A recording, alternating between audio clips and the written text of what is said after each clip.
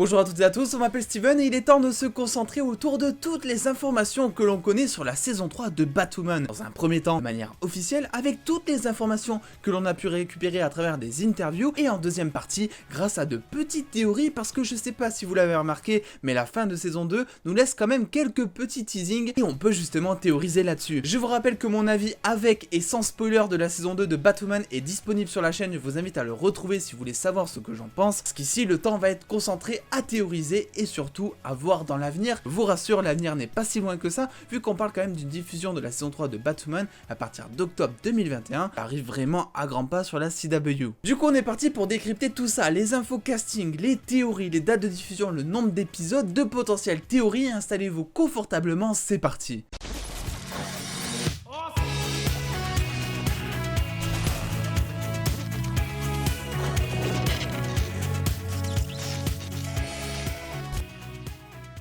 Alors déjà, petit topo de la fin de saison 2, parce que mine de rien il s'est passé plein de choses. Alice est enfermée dans une cellule et apprend à Ryan que finalement sa mère biologique est toujours vivante. Du coup on l'imagine, forcément Ryan va partir en quête encore une fois d'elle-même dans cette saison 3. Et je pense qu'à l'image de la saison 1 et de la saison 2 de Batwoman qui visitait des passés assez torturés, notamment concernant Alice, mais aussi forcément concernant Kate, je pense que là aussi on va découvrir des choses assez croustillantes concernant le personnage de Ryan qui vont pas mal la remettre en question également. D'ailleurs un truc sympa, Black Mask est enfermé à côté de Alice et je sais pas pourquoi, je me dis que ça sent gros l'évasion et que forcément Black Mask sera de retour et qu'il voudra se venger. Et vu que j'y suis, c'est l'occasion de vous parler des méchants parce que même si rien n'est vraiment confirmé à l'heure actuelle, si vous connaissez un petit peu l'univers de Batman, vous avez vu les images qui ont été teasées à la fin de la saison 2, le chapeau du chapelier fou, le parapluie du pingouin et une plante de Poison Ivy. Je pense que ça va être les trois méchants entre guillemets principaux qui seront présents dans cette saison 3. Alors attention, par contre, je ne pense pas que ce sera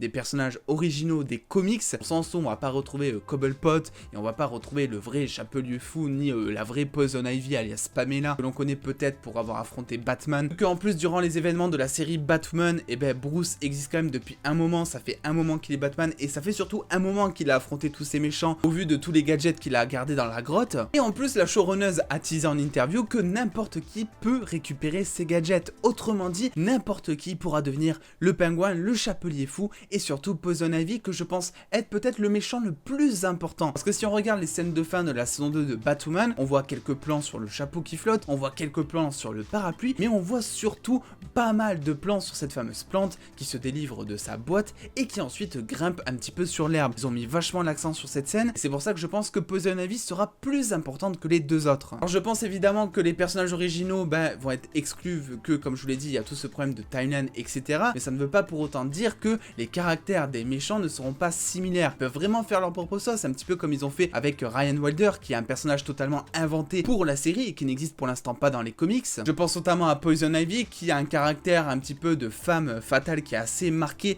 mais aussi assez écolo. Je pense que du coup, ils peuvent trouver vraiment n'importe qui pour que tout simplement Poison Ivy, bien que ce soit une autre identité derrière, soit une personne qui soit là aussi assez écolo et un petit peu extrémiste dans le genre. Pour le pingouin, je sais pas quoi voir, mais j'imagine que à Gotham, des mafieux, c'est pas tellement ce qui manque, donc ce sera pas difficile à trouver. Et concernant le Chapelier Fou, ça va être très intéressant parce que le Chapelier Fou est un personnage qui mène limite un culte envers Alice. De base dans les comics, il enlève des adolescentes pour qu'elles deviennent Alice. Du coup, on peut très bien se retrouver avec un gros fanboy de l'espace pour justement Alice qui est entre guillemets incarcérée. Ça peut même potentiellement être lui qui l'a fait évader, qui va mener la pagaille, ce qui va aussi faire évader Black Mask par la même occasion. Bref, pour moi, il y a toute une relation très intéressante qui peut naître entre ce nouveau Chapelier Fou et surtout Alice. J'ai hâte de voir justement ce côté torturé et encore une fois très psychopathe qui moi m'a un petit peu manqué dans la saison 2. En plus de ça, le Chapelier Fou dans les comics, suivant comment ils vont l'adapter ici, c'est une personne qui a des espèces de gadgets et qui peut entre guillemets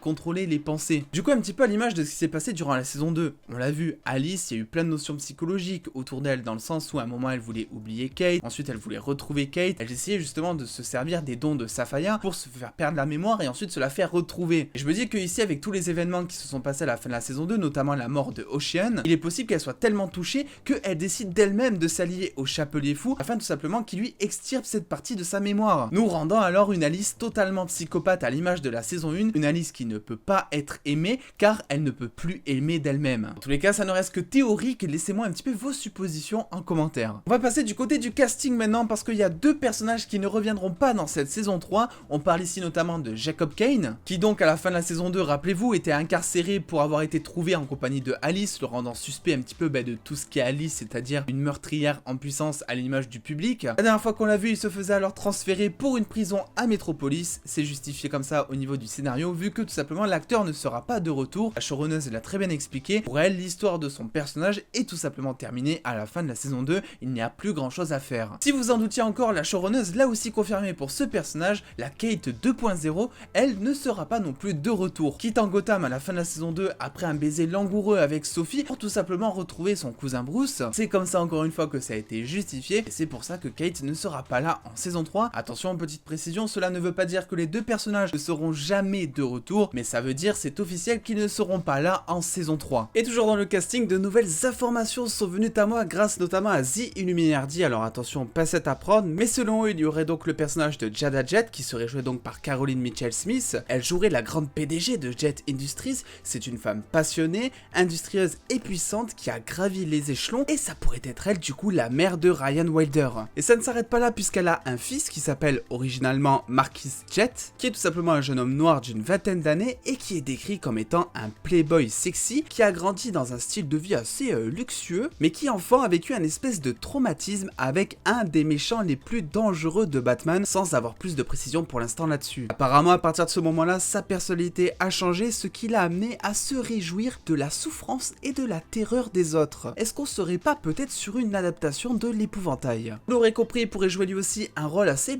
important dans cette saison 3, et c'est notamment comme ça, on imagine que Batwoman pourrait trouver sa mère. Elle chasserait donc un espèce de tueur en série par exemple, et elle ferait le lien tout simplement avec Marquis Jet. De fil en aiguille, elle découvrirait que c'est sa mère, et du coup remettrait toute sa vie en question, vu qu'elle découvrirait que de base, elle est issue d'une famille riche, elle qui a tant galéré, et qui a eu d'énormes soucis avec la justice dans son passé. Si sa mère ne l'avait pas abandonnée, elle aurait eu une vie en fait totalement différente. Le dernier personnage, toujours selon The Illuminati, à avoir rejoint cette saison 3, vous le connaissez peut-être, il s'agit de Rainey Montoya, un personnage que vous connaissez peut-être pour être présent dans Batman The Animated Series. Elle travaille normalement pour le JCPD, mais dans cette saison 3, elle aura apparemment quitté la police et travaillerait pour le bureau du maire, en charge de la division des monstres apparemment, sans avoir là aussi plus de précision. Dans les comics, en plus, Rainey Montoya se révèle être lesbienne et a eu une relation avec Kate Kane, ce qui du coup pourrait être adapté ici pour avoir potentiellement une relation avec Ryan Wilder. Les deux cherchant tout simplement en plus à nettoyer les rues de Gotham, mais d'une manière un petit peu plus différente on va dire. Toujours à prendre avec des pincettes,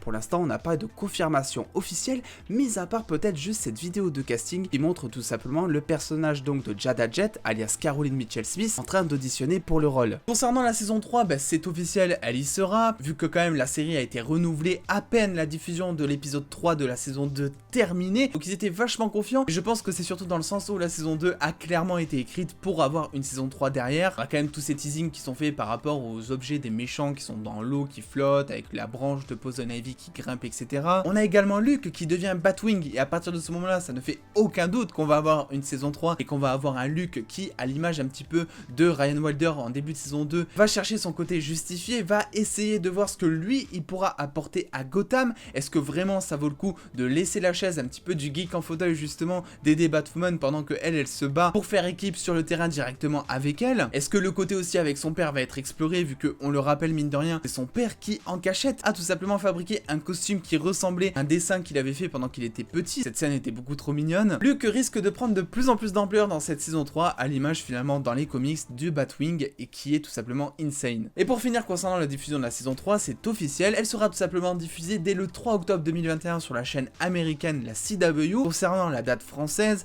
alors on n'a toujours pas la saison 2 au moment où je tourne cette vidéo, mais la saison 1 avait été diffusée sur Warner TV, qui est une chaîne disponible via abonnement Canal. Donc je pense que ça va possiblement être la même chose pour la saison 2, et sensiblement la même chose pour la saison 3 si jamais HBO Max n'est toujours pas disponible en France, vu que, on le rappelle, il y a possibilité que les séries de la Reverse en France soient diffusées sur HBO Max. Ça ne reste évidemment que théorique pour l'instant, on attend les informations infos officielles et on a beaucoup trop hâte d'en avoir parce que ça commence à tarder. Par contre pour cette saison 3 je pense qu'on peut effectivement espérer un crossover, ça va être d'autant plus touchant parce que déjà Ruby Rose avait été on va dire incorporée à la Reverse, mais en plus de ça au dernier crossover Crisis c'était assez drôle de voir une nouvelle héroïne débarquer justement dans tout ce beau monde qui se connaissait déjà plus ou moins, et là ça va encore remettre une couche avec une nouvelle Batwoman, des questionnements de la part de Flash etc, des autres héros. Alors on n'a rien qui est confirmé pour l'instant, mais on sait que effectivement un crossover aurait dû avoir lieu déjà entre Batwoman et Superman et Lois. Je pense que ça va possiblement se faire durant l'année 2022. Maintenant qu'ils savaient un peu mieux gérer la pandémie etc au niveau des tournages, il y a moyen que ça se fasse. Et on n'est pas non plus à l'abri d'avoir des petits caméos, je pense notamment à John Diggle qui a fait une petite apparition dans la saison 2 de Supergirl